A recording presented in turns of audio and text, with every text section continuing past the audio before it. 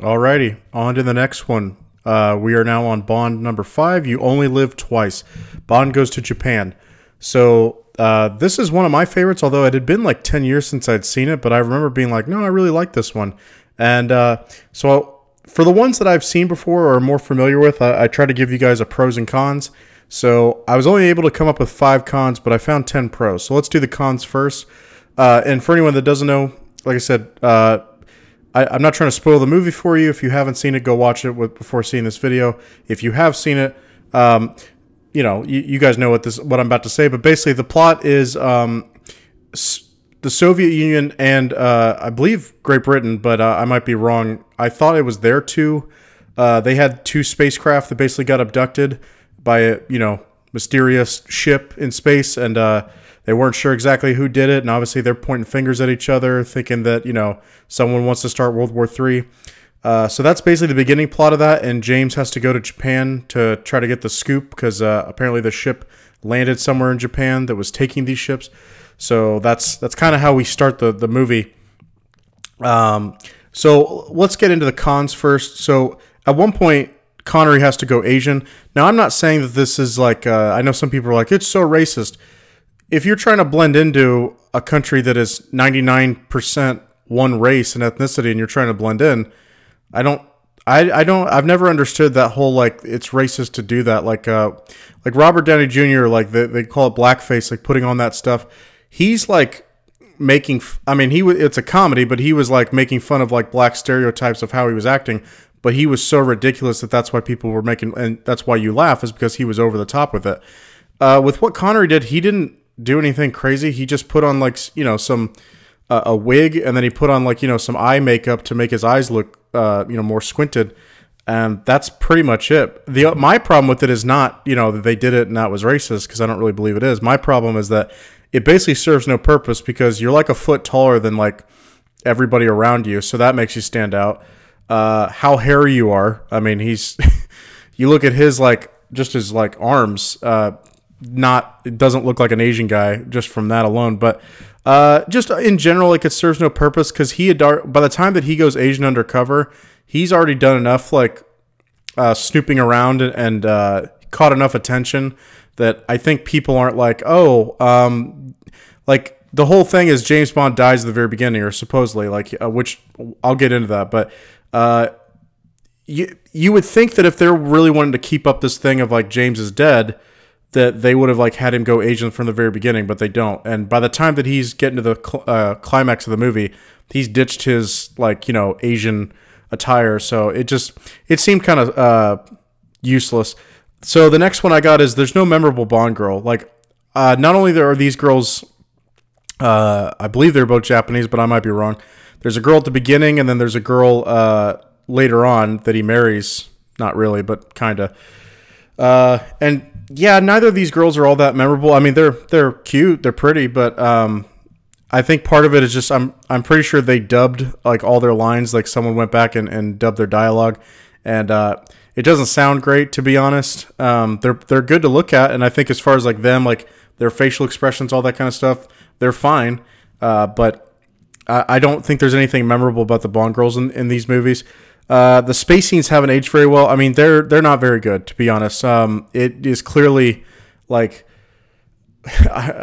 have scenes where you see a craft supposed to be traveling, and you got supposed to be the Earth underneath it, and you can definitely tell they're in a studio. That hasn't aged well at all. Now, that being said, I can suspend my disbelief, and I can be like, yeah, I'll go with it. It was 1960. This one, I believe, is 67. Yeah.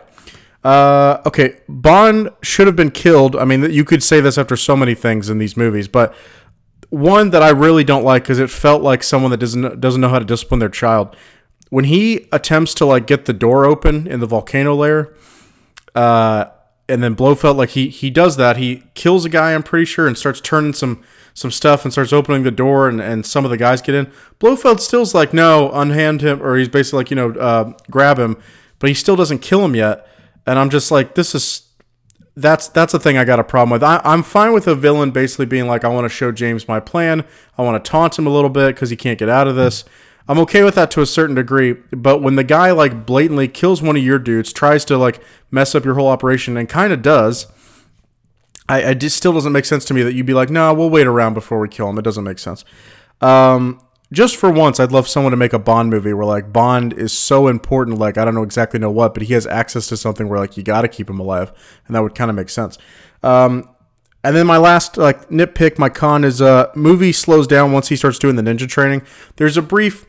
I don't mind a movie like slowing down because you can't just do full on action the whole time. The audience needs a respite; they need a break. So I'm fine with like we take a break, but he starts doing ninja training and then he gets married, and the ninja training, I would say it seems kind of pointless. I was watching Calvin Dyson and I think David from the Bond Experience. They both did a debate about this movie, and David brought up a good point that he was like, the Asian disguise doesn't work, and he's like, and there's proof in the movie because at the Ninja Training Academy, he's still getting like attacked where a guy's trying to kill him. He almost gets poisoned as well right after that. But it's like, yeah, you're clearly sticking out like a sore thumb, so your disguise doesn't work. But what I was saying was during that time, the movie just kind of slows down. I think they could have trimmed, I mean, this is a nitpick, but I think they could have trimmed like some of those scenes. You could still show them, but just like trim 5 minutes off that time because it does just feel a little long. But that's it. Okay, so on to the pros. Bond faking his death to start the movie as like the opening sequence. I love it. Personally, for me, I love the way they do it. I love how they do a traditional Navy funeral where they dump his body and all that, which, to my knowledge, I think they only do that if you actually die at sea. But maybe I'm wrong. Maybe they just do. I mean, I figure like if you were on the mainland and you died, I don't feel like they'd do a whole ceremony. Maybe they would. Maybe I'm wrong. I wasn't in the Navy. Oh, by the way, the only other Navy movie, or at least movie that deals with the Navy that I've ever seen where they do that funeral scene, and maybe I just can't think of other ones, but is Master and Commander, which is one of my favorites. But yeah, I love the faking of his own death. The next one I got is the plot of this film. The plot of this film, pretty good. It's a believable reason for why you might think World War III might be starting, which is, Spectre. That's right up their alley as far as like wanting to do as much damage as possible and profit off it.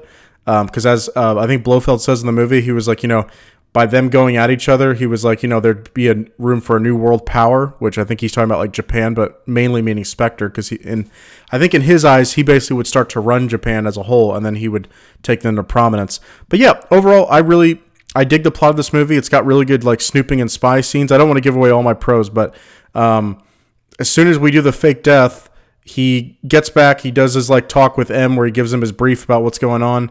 And then basically, yeah, that's like right to Japan. And I do like a lot of Bond movies. They do the, hey, we're going to travel, but they do like they go to so many locations that you kind of forget, like, where is that actually set? Like you can think of like what it looks like, but you forget. This one, literally, you can just say it's James Bond goes to Japan because they didn't jump from a bunch of different locations. I mean, the very beginning sequence supposedly is China, I believe, Hong Kong is what they say. But yeah, and then after that, he just goes to Japan. And like I said, I really dug it. I feel like I like the movie kind of being in one. It's a different setting than we're used to, but I like just being stuck in one setting because I feel like it lets the audience really like, I don't know, I just feel ingratiated with like the setting and where it's located, and you just like you get sucked into it. When you have to jump from setting to setting to setting to setting, I feel like you just get a little like, where are we at now? Like this place looks like that place. I get confused. Next pro, Japan makes for a beautiful setting. It really does. I think Calvin Dyson pointed out that this movie is so beautifully shot and that it's like some of the best cinematography of the earlier Bond films. And I'd agree with that. I mean, I think it's a sunrise shot that's awesome, or maybe it's a sunset. It's beautiful. The landscape that they have in Japan was great of them filming. Yeah, as far as how the movie looked, I don't really have a whole lot of complaints. This is 1967, but it looks great. And like I said, it's just another world. I mean, to me as an American, Japan is a whole other world. I've never been to Japan. But it looks great. And it's cool to see people talk about this, and it's awesome in Bond movies. Like, this is a shot in time of 1967. You Only Live Twice. I meant to show the cover earlier, but it's just you being stuck in time. Like, I wasn't around in 1967, but it's cool that I know what kind of America was like in 1967. I don't get to see normally what Japan was like, so that's really cool. Okay, number 4, Tiger Tanaka, great ally for Bond. He's honestly one of my favorites. I know that the guy that did the actor's voice wasn't really used for the film. I think they dubbed it with somebody else. That being said, I still think he's great. I love his character. He's kind of mysterious at first, but you're not really sure. Like, did James just because when he has to chase the girl and he falls into like the trap door and everything, and goes down that little like chute in that tunnel, and then he ends up in that seat. I mean, I remembered this time around, I was like, I'm pretty sure he's going to the good guys, and that was like the little twist. But you don't really know. Like when you're watching this fresh, you don't really know. Like, did he just get tricked? Did he get duped? So I think that's really cool. And like I said, Tanaka really helps him out, because if you're James Bond and you're in a foreign land, yeah, you can be an expert of a bunch of things, but it's really cool if you actually have a real ally. And if Tanaka wasn't around, I don't think James really is that successful in Japan. So he proves himself to be a really good ally, giving him resources, showing him around, giving him some sort of protection. Like, he's the reason why there were some guys that once he goes snooping around, there's some guys that chase him in a car, and he calls in a helicopter that has a magnet that can just take the car off and into the water and just drop it off, which was a pretty cool scene. Yeah, so I really like him. He's one of my favorites. Like I said, I mean, he's right up there for me. Well, he's not as good, but like Valentin Sikorsky would probably be my favorite Bond ally, but he'd be up there. I just said it, but I love Bond snooping around. My number 5 pro. I love Bond. You do get to see him. Like, I like him. Okay, this building, because I'm trying to remember. How did he trace it back to that company? I'm trying to remember how he does it. But he manages to get to that company. I think it's called Osato, but maybe I'm wrong. But he goes in there, starts snooping around. I remember. So he's talking to one of his contacts, which is played by Charles Gray, who's the guy that eventually will play Blofeld in Diamonds Are Forever. And it's cool because, like, well, it is confusing, but when you watch it, I had just watched Diamonds Are Forever as the previous movie, and I go to watch that one, and I'm just like, is there any similarities between the character that Charles Gray plays, this contact, and then like Blofeld? Like, could the two be one and the same? No, it's completely different. I think he's got like a peg leg, because James hits it to like verify, okay, you are who you say you are, which is pretty cool. But they start talking, and then like he's like up against the wall talking, and then all of a sudden he stops, and then James finds like a blade in his back. James follows that assassin, takes him out, and then he grabs his clothes, puts it on, and goes into the getaway car, and the guy believes, oh, that's my guy, he just got hurt, so he takes him to that Osato, like not a skyscraper, but an office building, whatever, their headquarters, and then he takes out that guy and then starts snooping around, because that guy brought him to the couch, and then they start fighting, and then he starts snooping around, he finds a safe, finds some stuff, an alarm goes off, he does a cool thing where he hides behind like some like a shelf.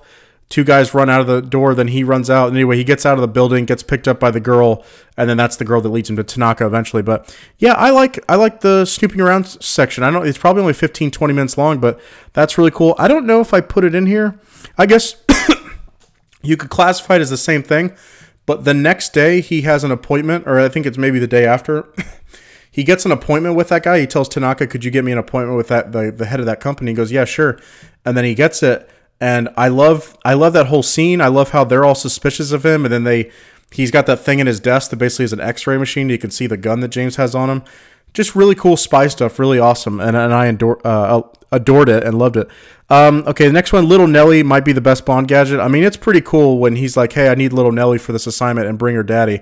And Q shows up, and the way they assemble Little Nelly, I think, is cool. How it's all in these different sections, and you can build it. And yeah, Little Nelly, the action sequence with it is pretty good. You got a bunch of helicopters that are chasing him because he's trying to spy where exactly the hidden base is or something around that volcano.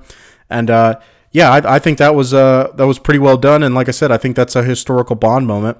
Number 7, the character's name is number 11, but it's the evil Bond girl, you could say. I forgot what her actual name is in the movie, but I'm just calling her number 11, the redhead.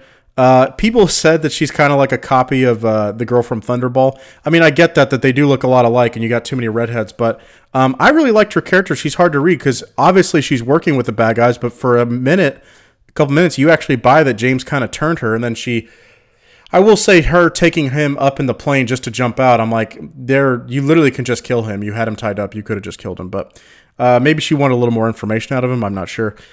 Number 8, the volcano layer is beautiful. It's probably the most memorable enemy, or arch enemy hidden layer base. It's up there with GoldenEye to me, because GoldenEye, the Cuba base, is awesome. But yeah, this is great. It's got a lot of like cool stuff. The way that they have the door to the volcano opening up and how it does actually look like if you're up standing at the top of the volcano, you would look down and think like, oh, that's actual water or hot liquid, whatever. So I like that.